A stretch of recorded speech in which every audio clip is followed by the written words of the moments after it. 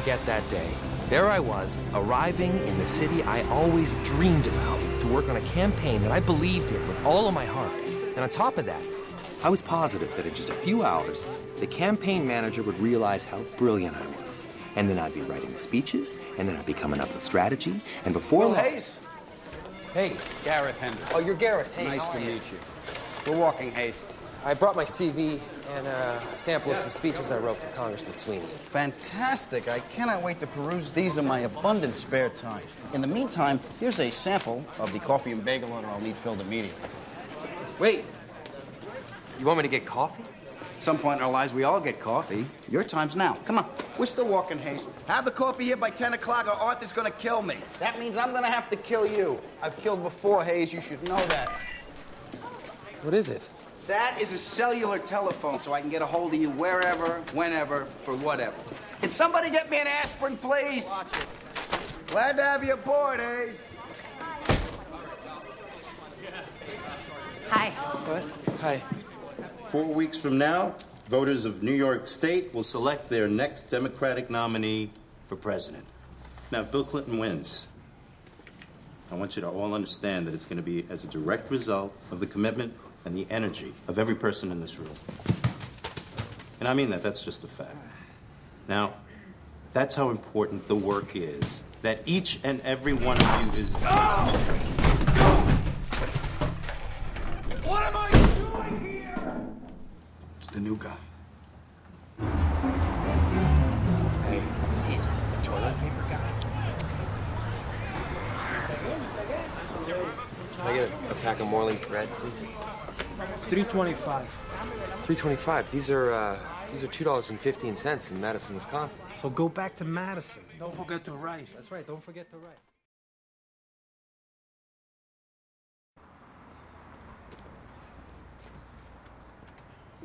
Never ever saw it coming at all. Never ever saw it coming at all. Tom walked to her apartment, intoxicated by the promise of the evening. He believed that this time his expectations would align with reality.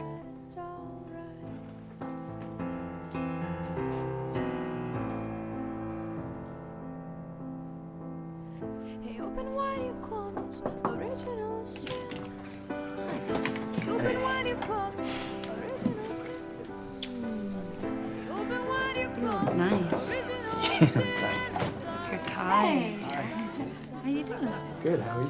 Good.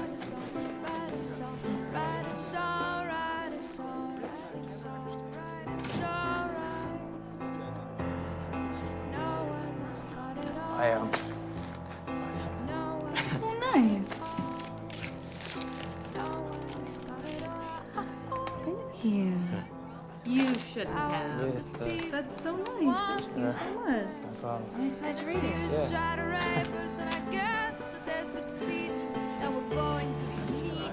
So, Tom, what is it that you do? I write greeting cards. Tom could be a really great architect if he wanted to be. That's unusual. I mean, what made you go from one to the other? I guess I just figured, why make something disposable, like a building, when you can make something that lasts forever, like a greeting card.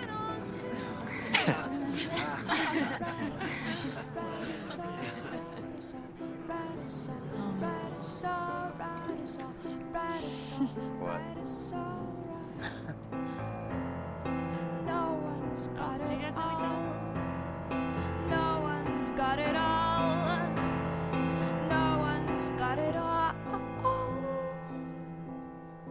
Power to the people, we don't want it, we want pleasure.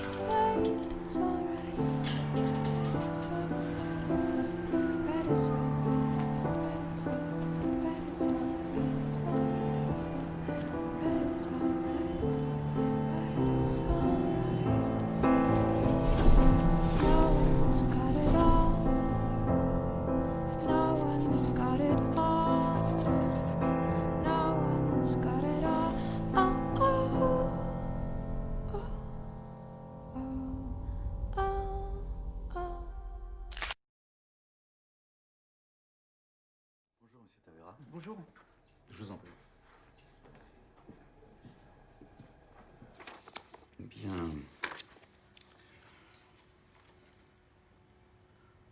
Nous pouvons fixer la durée de l'entretien à 1 heure ou plus, si vous le voulez. Il me semble qu'1 heure et demie serait bien. D'accord.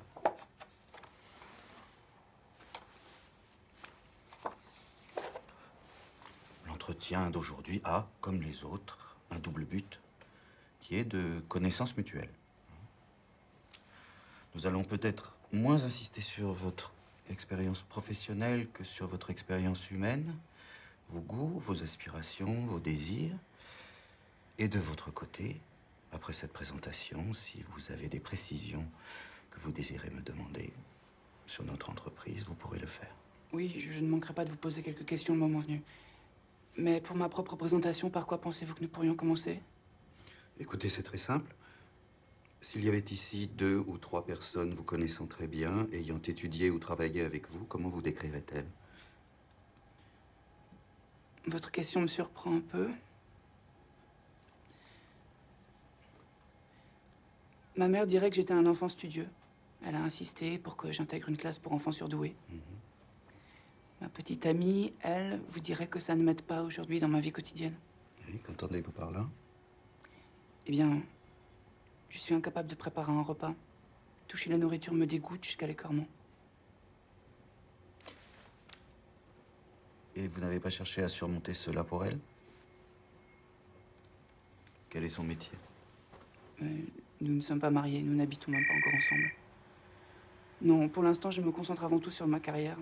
Excusez-moi. Oui, vous parliez de votre carrière. Pourriez-vous me dire ce qui vous a amené à postuler un emploi chez nous?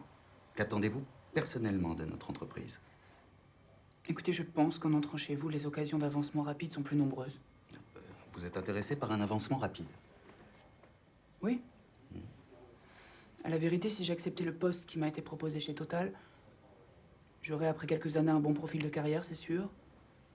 Mais je crois qu'ici, dans votre entreprise, les changements de fonction sont plus rapides. Qu'est-ce qui vous fait croire cela? Je me suis renseigné auprès de plusieurs personnes et j'ai parcouru des revues spécialisées. Il est clair que cette entreprise est leader dans une industrie de pointe. Dans ces cas-là, les promotions sont toujours rapides. Au fond, vos diverses recherches vous ont convaincu que cette période de votre vie, c'était pour vous la meilleure chose à tenter. Oui, c'est tout à fait comme cela que je décrirais la situation.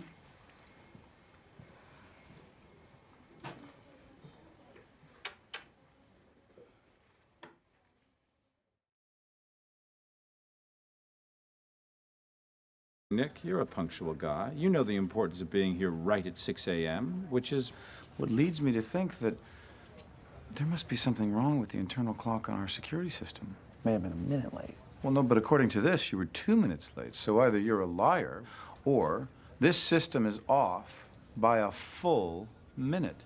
The only hitch? I work for this guy, David Harkin, who right now is giving me some fresh shit for being 2 minutes late.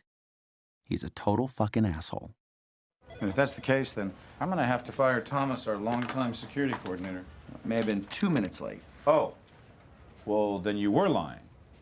No, who you calling? Thomas, I gotta let him go. No, I was lying. Sorry. You were lying? Yeah, I didn't mean to. It was more of a saying, you know. Might have been a minute late. Literally, truthfully, was 2 minutes late. But I'm not sure I can even consider making you the senior vice president of sales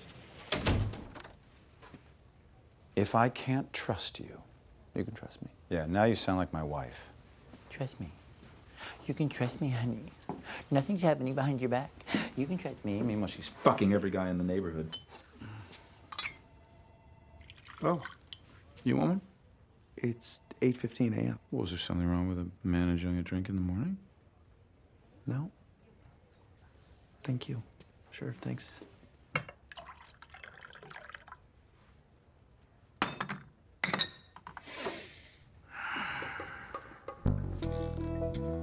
Bottoms up. Nothing for you? Nick, it's 8:15 in the morning. I'm now an alcoholic. Mr. Harkin, the only reason I took one because I thought you were going to have one, so... You took one because you thought I was going to have one? Is that something you think a senior VP would do? I was just trying to be polite. So what? If I was going to put my balls in honey and shaved coconut, you'd do that too? I would not. Sure? Yeah. Because I've got some coconut. Anyway, I'm having my teeth whitened on Tuesday, so you're going to have to get all your work done by Monday, which means you're probably going to have to be here all weekend. Look, if you want a promotion, you got to earn it. Now, what do I keep saying? Life is a marathon, and you cannot win a marathon without putting a few Band-Aids on your nipples, right? Right. Nick, it's 18-year-old scotch. You don't really expect me to pour it back into the bottle, do you?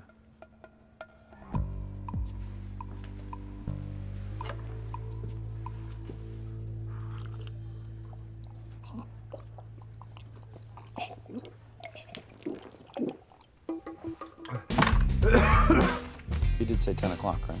Yeah. Do you know what this is about? I just said staff meeting on the memo. It's funny how he gets all over my ass if I'm a minute late, but then he makes us wait 15. You were 2 minutes late, Nick. Morning. And I didn't think I had to punch a clock with you. You don't. Sorry. That's all right. I'll just attribute this to your drinking problem. Yeah, I don't have... Nick, please. We're in the middle of a meeting. Sorry. Morning, everyone. So, I have finally decided who I want to be our new senior vice president of sales. He's right here in this room. It's me. What do you say? I've decided to absorb the responsibilities of the senior VP position into my own. I've realized that if you want to get something done right, you've got to do it yourself. So I'm going to be breaking through the wall of the office that would have been the senior VP's and make one huge, enormous office. However, I will only be taking 85% of the additional salary I'm entitled to, and that is self-sacrifice, people. Learn from it. Fucker! Fucking son of a bitch! So fucking fired!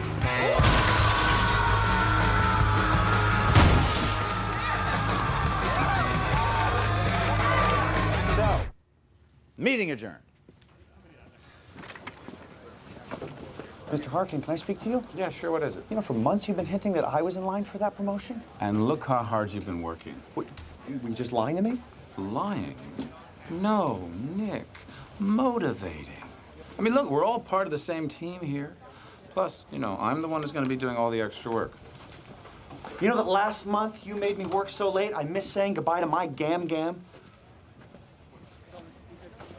I'm sorry, what? My grandmother. I told you that I needed to see her because she was very, very sick. You said if I left early, I'd get fired. And she died before I made it to the hospital.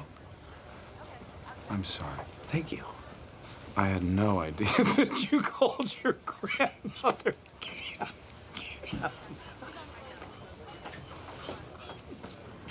Sorry. Sorry you didn't get to say bye-bye to Gam Gam. I really am. But I needed you to stay here and work late because you were an invaluable member of this operation, and I need you in the position that you're currently in. Well, tough shit, okay? I've been in that position for 8 years now. Why would I stay here after being treated like this? Well, because I'd make sure that nobody in the industry would ever hire you again. Bullshit.